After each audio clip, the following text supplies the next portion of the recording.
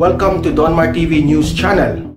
Winelcome po ni Pangulong Rodrigo Duterte ang pagdating ng karagdagang 739,200 doses ng Sinopharm COVID-19 vaccines na galing ho sa donasyon ng China. Sa isang video message para kay Chinese Ambassador Huang Zilian ay sinabi ho ng Pangulo na nais niyang maiparating ang kanyang pasasalamat sa China at kay Chinese President Xi Jinping para sa mga tulong na ibinigay nito sa Pilipinas para labanan ng COVID-19 at ang mga umuusbong na variants nito. Iginito ng Pangulo na patunay ito sa matibay na pagsasama ng Pilipinas at China. Ipinunto naman ng Presidente na palalakasin ng karagdagang doses ang vaccination rollout upang makamit na nito ang herd immunity sa lalong madaling panahon. Tiniyak naman ng Pangulo sa China na sa gitna po ng mga hamon na dala ng geopolitics ay mananatiling neutral ang Pilipinas sa ilalim ng kanyang termino. My deepest gratitude goes to China for the various COVID-19 assistance extended in the past, including the donation of vital medical supplies and equipment and the provision to technical support of COVID-19 response. These initiatives are indeed a testament of the goodwill of the Chinese government and the deep, strong relations between the Philippines and China. Ang dating opisyal ng Budget Department na humarap sa pagsisiyasat ng Senado kaugnay sa 42 billion pesos na pondo na inilipat ng Department of Health sa kanyang opisina. Ipinunto ng ilang senador na kulang ang Memorandum of Agreement nang maipasa ang nasabing pondo sa procurement service ng Department of Budget and Management. Kinwestiyon rin ng mga senador kung bakit merong mga items ang nabili ang ahensya na tila ay overpriced. Kabilang na po ang antivirus mask na 27 pesos kada isa at face shields na nagkakahalaga naman ng 122 pesos bawat isa. Binigyan din ni Undersecretary Lloyd Christopher Lau na Undersecretary na nanguna sa PSDBM nang mangyari ang transaksyon na responsibilidad niya na dumalo sa Senate hearing. Tiwala naman anya siya sa objectivity ng Senate Blue Ribbon Committee at sa tingin niya ay tamang venue ang Senado upang mabigyang linaw ang mga pangyayari. Ito ang nakakagulat. Nilatigo ang asawa ni Mar Rojas, mga kababayan, na si Corina Sanchez o mas kilala natin sa tawag na Corina.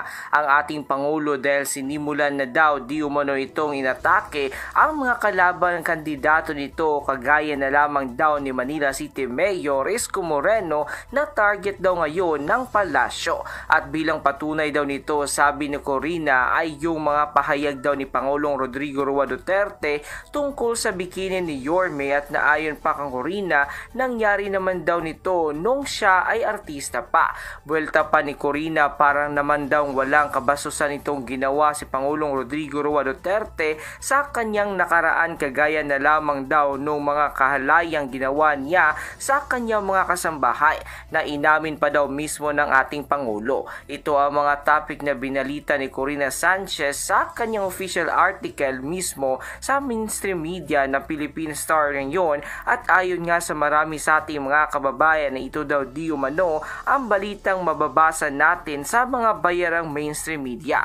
Nang lumabas nga ang balitang ito ay umani agad ng samot-saring komento mula sa marami sa ating mga kababayan kung saan kanilang ang sinasabi na hindi daw di umano ito matatawag na balita at ito daw di umano isa sa kanilang black propaganda para siraan si Pangulong Rodrigo Roa Duterte sa mata ng marami sa ating mga kababayan.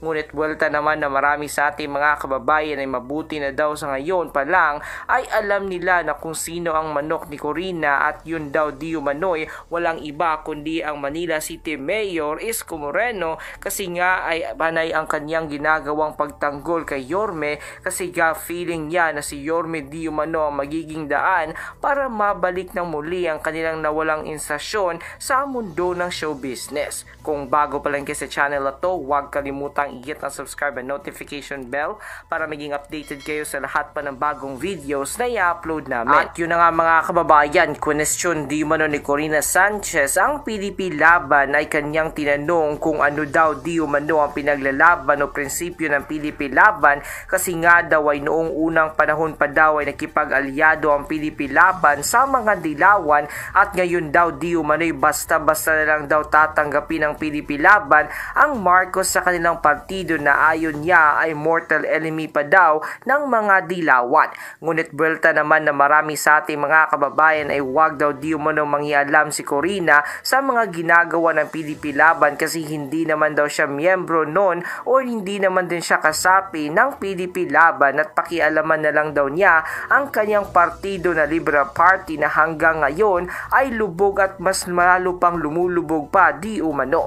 Nagdag pa ng di umano'y marami sa ating mga kababayan ay wala na daw talagang ibang nagagawa ang mga taga-oposisyon kundi hanapan ng gusot ang mga kasalukuyang administrasyon, lalong-lalo na si Pangulong Rodrigo Roa Duterte, para di umano'y magawa nila ang kanilang matinding plano na di umano'y siraan si Pangulong Rodrigo Roa Duterte sa mata ng sambayan ng Pilipino, upang sa ganon ay mawala na ang tiwala ng mga ito, at upang sa ganon ay hindi na siya suportahan o iboto pa ng marami sa ating mga kababayan sa darating na 2022 national election. Ngunit ayon naman sa marami sa ating mga kababayan ay kahit anong gawing paninira di umano nila sa kasalukuyang administrasyon, lalong-lalo na kang Pangulong Rodrigo Roa Duterte, ay hindi daw di umano nila ito maniniwalaan, at mas lalong hindi di umano nila ito susuportahan, kasi ayon sa kanila ay matagal na di umano silang mulat sa katotohanan at alam na di umano nila kung sino ang kanilang dapat pagkatiwalaan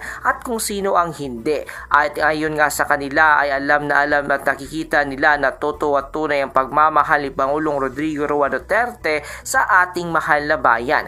Kaya nga dahil dito ay gusto ng sambayan ng Pilipino na tanggalan ng lisensya si Corina Sanchez para di umano mawala na ito ng kapangyarihang maglabas pa ng ilang article na talaga namang nakakasira sa kasalukuyang administrasyon, lalong-lalo na kang Pangulong Rodrigo Roa Duterte. Kasi ayon di umano sa marami sa ating mga kababayan ay wala naman daw talagang magandang nagawa o naidudulot ang mga ginagawa ni Corina sa taong bayan, bagkus nakakagulo lamang ito at mas lalong nakakabagal pa sa pag-asenso ng ating mahal na bayan.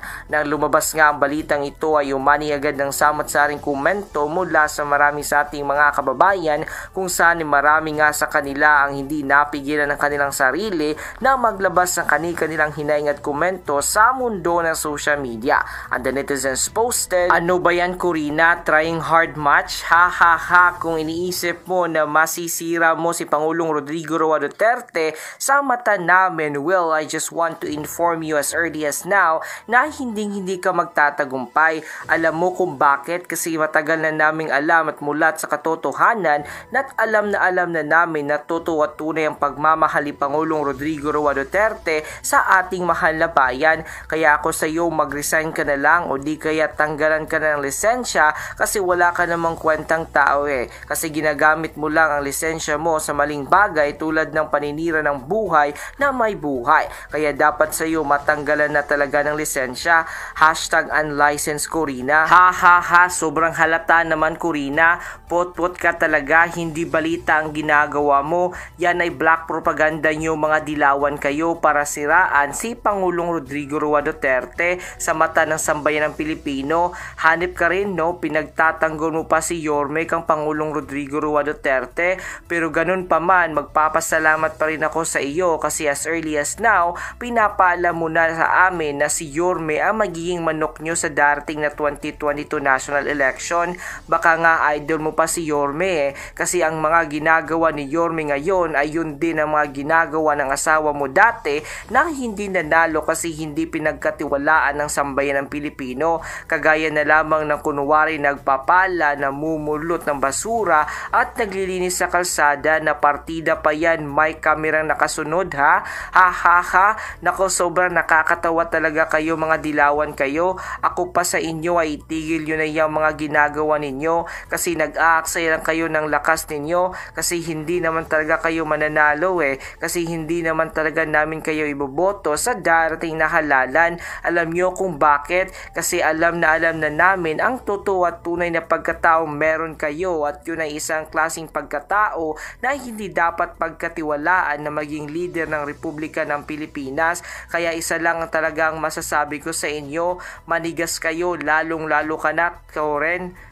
And sa naging mga komento na ito na marami sa ating mga kababayan ay kumpirmado ng kanilang pinagtatanggal ng lisensya si Corina Sanchez kasi ayon di umano sa kanya ay hindi naman daw nagagamit ito ng tama ni Corina kagaya na lamang na kanyang ipinalalabas sa mga article patungkol kay Pangulong Rodrigo Roa Duterte kasi ayon sa kanila na ginagawa ni Corina daw na ito ay isang form of black propaganda para masira si Pangulong Rodrigo Roa Duterte sa ng sambayan ng Pilipino upang sa ganon ay mawala ang tiwala ng mga ito sa Pangulo upang sa ganon ay hindi siya suportahan sa darating na 2022 national election.